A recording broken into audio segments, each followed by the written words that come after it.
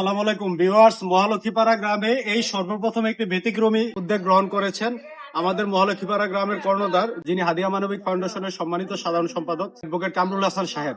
দুটা গরু কিনছি, একটা আমার কুরবানির জন্য আর একটা কিনছি আমরা সমাজে যারা কুরবানি দিতে পারে নাই তাদেরকে আল্লাহর হস্তে আল্লাহর নামের উপর এটা কুরবানি দিয়ে এই মাংসটা আমি যারা আমার সমাজে কুরবানি দিতে পারে নাই তাদের মধ্যে বিলিয়ে দেবো ইনশাল্লাহ। এবিএম কামরুল হাসান, অ্যাডভোকেট জসকোট কুমিল্লা। আমার ছোট ভাই এবিএম রফিকুল হাসান কাজল, আমেরিকান প্রবাসী। আমরা এই ব্যতিক্রম ধর্মী একটা চিন্তা আমাদের মধ্যে ঢুকছে। আমরা চিন্তা করেছি দুই ভাই যে আমরা ইচ্ছা করলেই 1.5 লাখ 2 লাখ 2.5 লাখ 3 লাখ টাকা দিয়ে গরু কুরবানি দিতে পারি। তো আমরা এই 2 লাখ টাকার মধ্যে 2.5 লাখ টাকার মধ্যে আমরা চিন্তা করছি যে আমরা 2টা গরু কিনবো।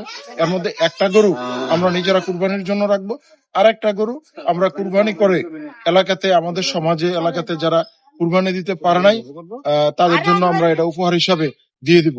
আমরা চিন্তা করছি যে এটা শুধু আমাদের পরিবার বা আমাদের বিত্তবানদের মধ্যে সীমাবদ্ধ থাকবে, এটা ঠিক হবে না। এই জন্যই আমরা চিন্তা করছি যে আজকের যে ঈদ, এই ঈদ উদযাপনটা আমাদের সমাজের সবাই আমরা একত্রে উদযাপন করব। সেই আলোকেই আমরা এই গরুটা আজকে যারা কুরবানি দিতে পারে নাই আমরা তাদের জন্য উপহার হিসাবে এটা নিয়ে আসছি। আমি এটা আমাদের পরিবারের পক্ষ থেকে, বিশেষ করে আমার ছোট ভাই আমেরিকান প্রবাসী রফিকুল হাসান কাজল, তার অর্থায়নে আমি এই গরুটা কিনছি।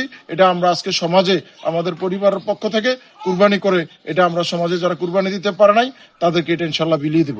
আলহাজ বাড়ি ফেসকার সাহেবের সুযোগ্য সন্তান এবিএম কামরুল হাসান, এবিএম কাজল ভাই, তারা দুজন মিলে আজকে এই গরুটা আমাদের সমাজে কিছু মানুষ কুরবানি দিতে পারে না, তাদের জন্য এই গরুটা আজকে তাদেরকে উপহার দিবে। কামরুল ভাই, কাজল ভাই সহ ওনাদের পরিবারকে অসংখ্য ধন্যবাদ। ওনারা একটি আনকমন উদ্যোগ গ্রহণ করেছেন। যারা নিয়ে কুরবানি দিতে পারে না ওনাদের জন্য আলাদা একটা গরু কিনেছেন। ছোট ভাই এবিএম কামরুল হাসান, রফিকুল ইসলাম কাজল, দুইজনে মিল্লা গ্রামবাসীর জন্য এত গরু জব করবে, জব করে সবারে ভাত বন্ধ করে দিবে। তাই আমি আমার ভাইকে থ্যাংক ইউ, ধন্যবাদ জানাচ্ছি। আর এলাকাবাসী যাতে একমত ভাত খাইতে পারে গোস্ত দিয়া, সবার সাথে প্রত্যাশা কামনা করছি। আমাদের গ্রামে এই প্রথম একটা ভালো একটা উদ্যোগ নিয়েছেন, মহৎ উদ্যোগ।